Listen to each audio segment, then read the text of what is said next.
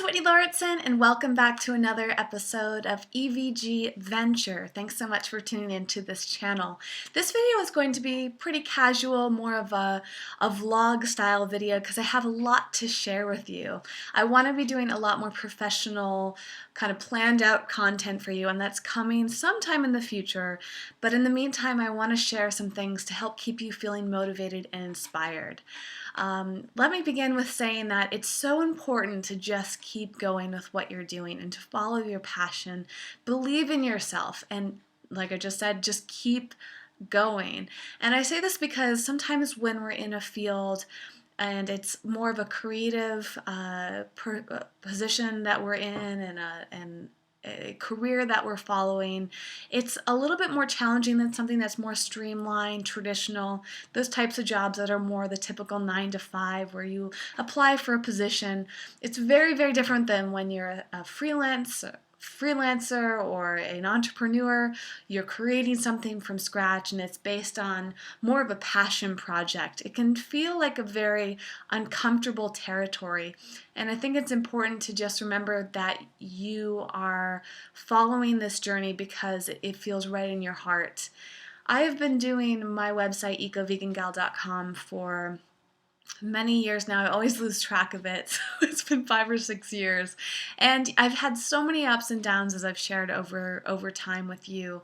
But there always seems to be an upswing, and that's what keeps me going. There are many downswings. There are times when maybe my income isn't as frequent or as high as I would like it to be, and then there are these amazing upswings when either a great career break happens or a big amount of income comes in, and it just keeps me feeling really motivated. And that's what happened today. I went last week, or even just a few days ago, I was going through a period of feeling comfortable with the amount of money that I had, but also wishing that there was more and wondering how I was going to manifest that into my life. And without even really trying, it just sort of happened. It happened as a result of me just continuously putting myself out there, just continuing to do what I do and believing in myself, believing in my work. And even when I feel like I'm not quite doing enough, I'm still doing a lot. And that when you get that validation that even when you're not doing as much as you think that you should be doing, that validation serves that you're still doing enough, and that's really, really rewarding. The other big lesson that I learned from this news that I received today, which, these things I will reveal to you in time, but for now I will keep them pretty vague. The big thing I learned is knowing my value and feeling confident in that. This is a conversation I have a lot, especially in my field, veganism, for example, or the health field. I have a lot of friends that have websites, that have careers based on things like public speaking, presenting, making appearances, doing creative services, and we all have this kind of common frustration that we experience together of not knowing what to charge or not knowing if it's too much or too little, what our true value is. And the problem here, or the frustration, the challenge I should say here, is that there isn't really one set price. There isn't one set range for all of us here. We're kind of just making it up as we go along because the internet world is still a relatively new medium. So when you're doing creative work and you're offering it online, it's such a new territory. First of all, the challenge is that a lot of people expect to receive things for free online. So there's that battle there, especially with someone like me who started off as a casual blogger doing lots of things, pretty much everything for free, and moving into a territory where I'm taking things to a much more professional level. I have to kind of retrain people to realize that I'm now professional. This is now my career. It's no longer the side project. This is something that I'm doing for money. And I have to kind of retrain not only myself, but people around me to understand what my value is. And that's a very scary place. My biggest advice for you there is just to try it. It's trial and error. It's pitching prices and seeing how people react. And also remember that just one person's reaction might not be the reaction that everyone's going to have. I always think it's important to pitch it out to a few different people and gauge the reactions there. If most people are saying it's way too high and everyone's rejecting you, you have to decide, do you keep going with that price because you feel confident in it? If you have that feeling, that probably is the right price for you. That really is a good measure of your value. But if a lot of people are rejecting you and you're starting to feel like maybe it's too high, try going a little bit lower until people start to say yes, and then you can start raising it up again as you get more kind of notoriety and experience and have a reputation there based around your work. Another thing, though, that I was reading this great article that my friend Jeff, who's a phenomenal photographer, Jeff Souter, Jeff with a G, he sent me over a series of articles. One of them was choosing your clients wisely. This was based on a conversation that we had about how do you pick who you work with, and I think that's a very important thing that I would like to explore more. You can look up this website. It's all about photography, fstoppers.com. There's a great article there called Choose Your Clients Wisely, and I think this can apply to anyone doing online work or anything creative. And on the other hand, there was a related article all about doing things for spec, and I thought this was really interesting because this is something I struggle with a lot. And in the creative world, whether you're doing photography or film, a lot of people will ask you to do things for spec, which means that they're asking you to do something now without giving you a monetary fee in return. So they're recompensating you in more opportunities in the future. So you're kind of building a relationship there, and that's kind of an uncomfortable place to be sometimes, because yes, you want to do people favors, you want to be a team player, you don't want it to be all about the money, but it's also important to make some sort of income because you value your time and you value your the exchange there, whether it's a creative exchange, you're giving somebody something, you're doing them a service, whatever it may be. If you value that, it's very challenging at times to give it away for free.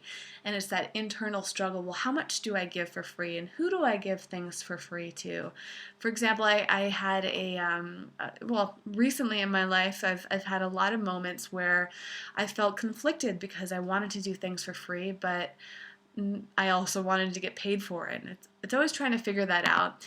And this article is kind of helping you figure out what you're going to do. But at the end of the day, most people will say not to do things for free at a certain point, because if you do things for free all the time or too frequently, then people are going to associate you with doing things for free, or even a lowered rate, for example. If you have a low rate, everyone's going to assume that that's always your rate in any case, and it's very challenging to raise it. It's challenging to ask for money if you've been doing things for free. So this is something that you kind of have to think out and plan and have maybe some sort of a schedule, or a list that helps you, or not a list, but guidelines that help you determine when you're going to do things and for what deals. Is it friends? Is it family members? Is it certain occasions? Is it in exchange for things that are going to really value you? I think it's important to think about those things ahead of time so you're prepared when the opportunity presents itself, or learn from opportunities and evolve as they come. I want to close off this video with, again, reminding you of the power of your own mind and the thoughts and the words that you put out into the world. A couple tools that have really helped me, in addition to the visualization boards that I've talked about many times, since I'm a huge believer in the power of manifestation. You can call it visualization, you can call it the secret based on the book. There's a couple cool things. One is I highly recommend that you check out my friend Kelly Bennett. You can go to her website, kellybennett.net, and she is all about manifesting and raising your career.